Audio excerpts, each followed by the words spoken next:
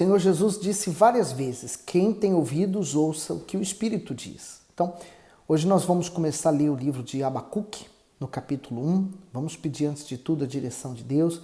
Estamos lendo a Bíblia em ordem cronológica. Convido você a ler junto comigo. Se você quiser ler desde o princípio, começa em Gênesis e nós vamos ler até Apocalipse. Quanto tempo vai durar, eu também não sei.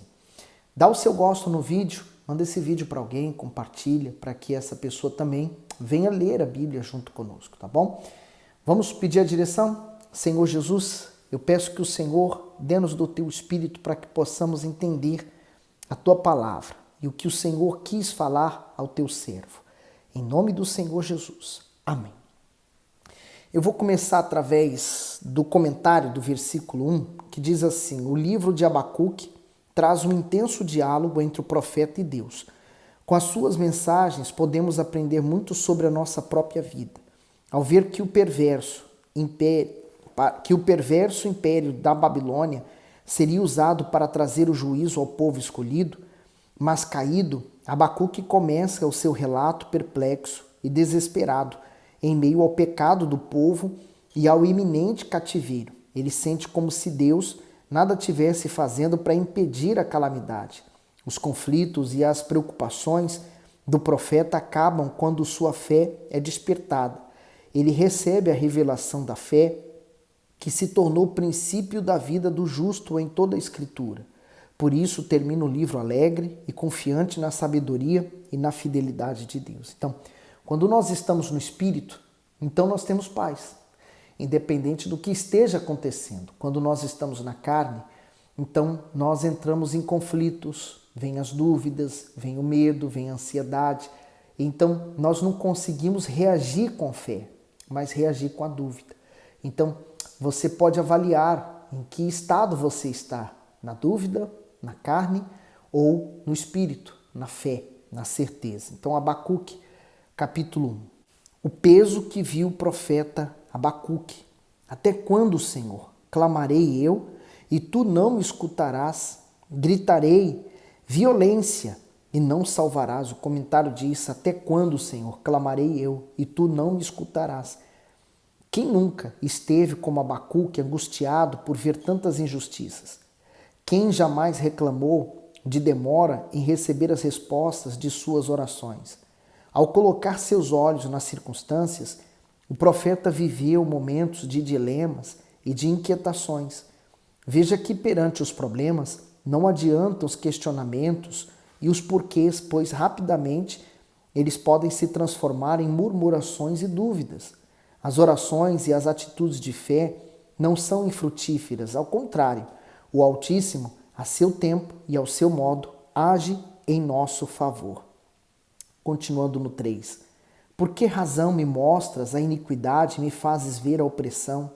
Pois que a destruição e a violência estão diante de mim, havendo também quem suscite a contenda e o litígio. O comentário diz: por que razão me mostras a iniquidade? O Todo-Poderoso queria que Abacuque testemunhasse os pecados e as maldades de Judá contra ele, para que o profeta entendesse o motivo do juízo que viria contra o seu povo.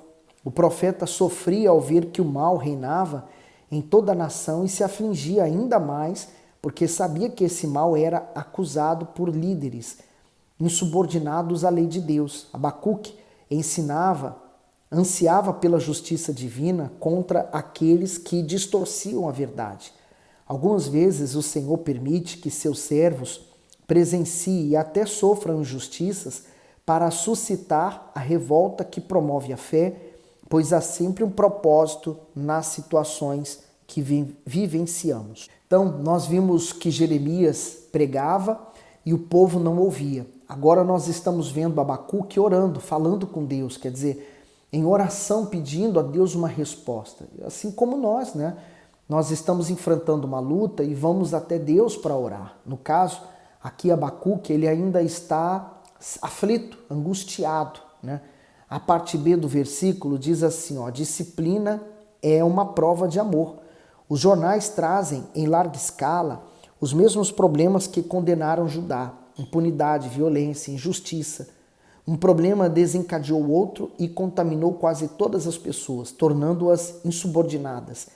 A única maneira encontrada pelo Eterno para corrigi-las foi usando a vara da disciplina, a impetuosa Babilônia. Assim como os pais orientam e disciplinam os filhos quando erram, a fim de evitar aflições futuras, o Altíssimo exorta e repreende o seu povo para evitar novos sofrimentos. Hebreus 12, 5-8. E já vos esquecestes da exortação que argumenta convosco como filhos? Filho meu, não desprezes a correção do Senhor e não desmaies quando por ele fores repreendido, porque o Senhor corrige a quem aqui ama e açoita a qualquer que recebe por filho. Se suportais a correção de Deus, vos trata como filhos, porque que filho há a quem o pai não corrija? Mas se estáis sem disciplina, da qual todos são feitos participantes, sois então bastardos e não filhos. Concluindo o comentário do bispo, ele ensinou a nação sobre os seus mandamentos, mas agora a disciplina com o objetivo de despertar sua consciência para o arrependimento. Sim, é verdade. Era uma injustiça o que estava acontecendo, foi uma calamidade, muita gente se perdeu, mas que outro modo Deus teria para falar conosco? Os problemas falam conosco. Então, quando a pessoa fala assim, eu sou cristão, mas ela vive um mar de rosas, é de se desconfiar, porque todo cristão passa por aflição. No 4, por esta causa a lei se afrouxa e o juízo nunca se manifesta, porque o ímpio cerca o justo e o juízo se manifesta torcido. Comentário, por essa causa a lei se afrouxa, a justiça não estava sendo aplicada de forma incisiva por aqueles que tinham a responsabilidade de zelar pela lei. Os magistrados não agiam com imparcialidade diante dos litígios que surgiam entre o povo. Por isso, a justiça era distorcida para favorecer uns e prejudicar outros. Assim, os culpados permaneciam impunes e os inocentes eram condenados. O ímpio, por exemplo, cercava o justo com mentiras, ameaças, fraudes e falsas testemunhas para que ele fosse lesado. É exatamente isso que temos presenciado em nossos dias. Quantos inocentes estão gemendo por crimes que não cometeram ou por terem seus direitos desrespeitados, enquanto tanta gente corrupta, desonesta e injusta tem escapado da punição.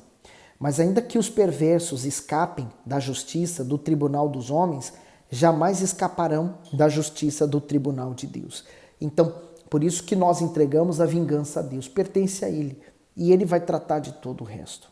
No 5, vede entre os gentios e olhai e maravilhai-vos e admirai-vos, porque realizarei em vossos dias uma obra que vós não crereis quando for contado. O comentário diz, admirai-vos. A Síria era a grande ameaça, a segurança não apenas de Judá, mas também de outras nações. Entretanto, era pouco provável que naquele momento os assírios voltassem a atacar o povo de Deus, pois eles estavam mais preocupados com os babilônios, que cresciam assustadoramente em força e em domínio. Isso fazia com que os judeus não temessem os juízos preditos pelos profetas e não se voltassem para o Senhor. Assim, de forma negligente, se entregavam cada vez mais ao comodismo. A nação se gabava por ser a escolhida do Todo-Poderoso. Por isso, não cria que ele a entregaria nas mãos dos seus inimigos. Por essa razão, as palavras de Abacuque soavam fantasiosas aos ouvidos do povo. No entanto, o Altíssimo deixou claro que haveria grande espanto e admiração quando todos vissem Jerusalém invadida, pois o templo seria saqueado pelos caldeus. Muitas pessoas seriam mortas e outras tantas seriam capturadas. Assim como Deus considera a fidelidade do justo, ele não fica indiferente diante das iniquidades cometidas pelos ímpios. Quer dizer, Abacuque estava vivendo aquele período, assim como Jeremias, daquela instabilidade toda. No 6, porque eis que suscita os caldeus, nação amarga, impetuosa, que marcha sobre a largura da terra para apoderar-se de moradas que não são suas. Horrível e terrível é, dela mesma sairá o seu juízo e a sua dignidade. E os seus cavaleiros são mais ligeiros do que os leopardos, e mais espertos do que todos os lobos à tarde. Os seus cavaleiros espalham-se por toda parte, os seus cavaleiros virão de longe, voarão como águias que se apressam a devorar. Eles todos virão para fazer violência, aos seus rostos buscarão o vento oriental e a reunião os cativos como areia, e escarnecerão dos reis e dos príncipes farão zombaria. Eles se rirão de todas as fortalezas, porque amontoarão a terra e as tomarão. Comentário do 6 ao 10. Eis que suscita os caldeus. Abacuque ficou assustado ao descobrir que os caldeus destruiriam Judá com a permissão do Altíssimo. Devido à nossa limitação diante da sabedoria de Deus, muitas vezes não entendemos o seu modo de agir.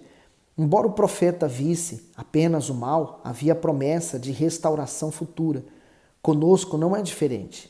Tentamos compreender os propósitos do Senhor e sua maneira de executá-los, quando a única necessidade que temos é de confiar que Ele detém nas mãos o controle de tudo.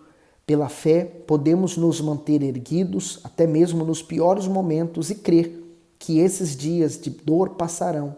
Porém, é importante que cada um entenda que quando nos humilhamos diante do Altíssimo, somos poupados por Ele de todo o mal. Então, no meio daquela gente toda que iria sofrer, havia pessoas fiéis, mas elas sofreriam as consequências dos erros dos outros também. Não é a mesma coisa? Se eu tomar uma atitude errada, quem vai sofrer? Eu e minha esposa. Se eu tivesse filhos, meus filhos também sofreriam. Quer dizer, nós temos que ter muito cuidado, né? Porque não estamos colocando apenas em risco a nossa própria vida, mas das outras pessoas também.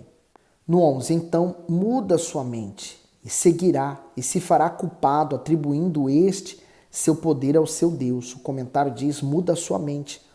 O estado de espírito de Nabucodonosor mudou em relação à nação de Judá. Em outras palavras, o rei caldeu passou a ser insolente e tremendamente ambicioso porque desejava a todo custo conquistar essa nação. E para isso, ele utilizaria métodos tirânicos. Ao mesmo tempo em que o rei queria dominar Judá, Deus almejava disciplinar seu povo.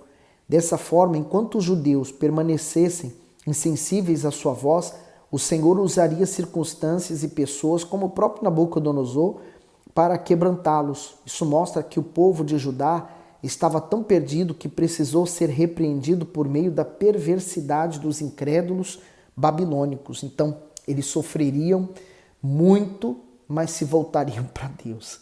No 12. Não és tu desde a eternidade, ó Senhor meu Deus, meu santo. Nós não morreremos?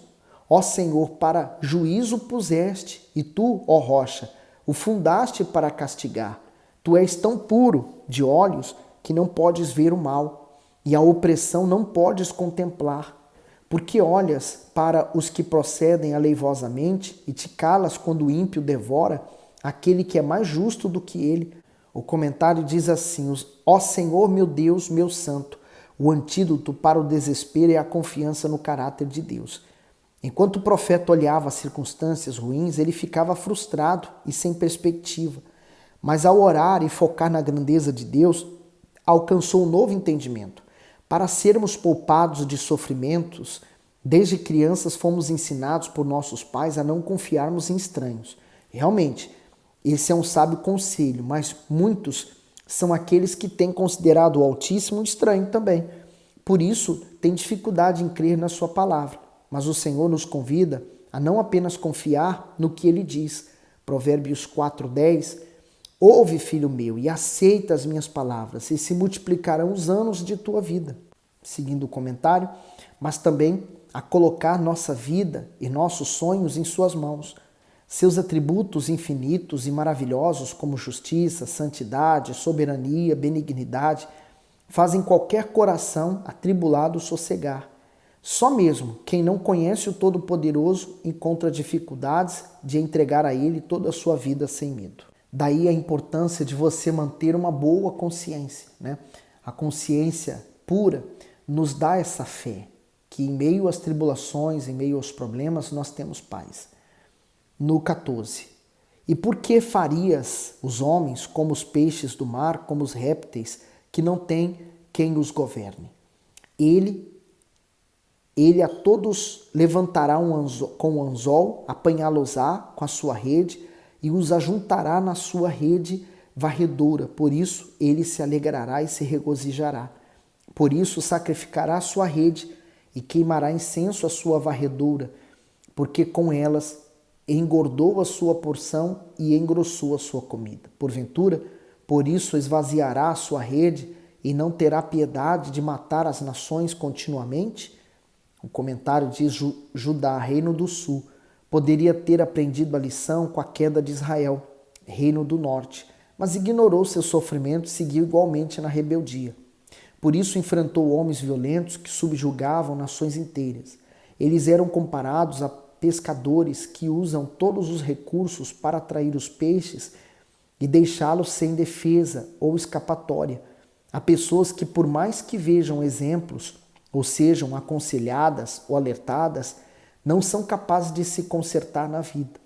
Por serem teimosas, só conseguem se quebrantar quando sentem a dor causada pela adversidade. Todos os que rejeitam obedecer à palavra de Deus colherão um dia o fruto amargo das suas escolhas. Provérbios 15, 32. O que rejeita a instrução menospreza a própria alma, mas o que escuta a repreensão adquire o entendimento. E concluindo, o princípio divino para todas as pessoas em todos os tempos é o mesmo: obedecer ao Senhor e viver, ou desobedecer a Ele e sofrer. O que é nascido da carne vive pela carne, vive pela fé natural. O que nasceu de Deus vive pela fé sobrenatural. E ele tem prazer nas coisas de Deus. Então, é uma diferença muito grande, né? É dois extremos. Enquanto o nascido da carne, ele só quer desfrutar das coisas da carne, quer satisfazer as suas vontades, os seus desejos, as suas cobiças, o nascido do Espírito, ele quer satisfazer a Deus, ele tem prazer nas coisas de Deus, ele quer agradar a Deus. Por isso que quem nasceu da carne, quem é nascido da carne, não consegue agradar a Deus. Mas quem nasceu do Espírito, ele agrada a Deus, porque ele vive a fé. Por isso que a Bíblia fala, né, que a fé sobrenatural agrada a Deus. E Deus, então, nos recompensa por essa fé. Bom, que você tenha essa fé e permaneça na fé até o fim. Tá certo? Que Deus continue abençoando você. Fique bem.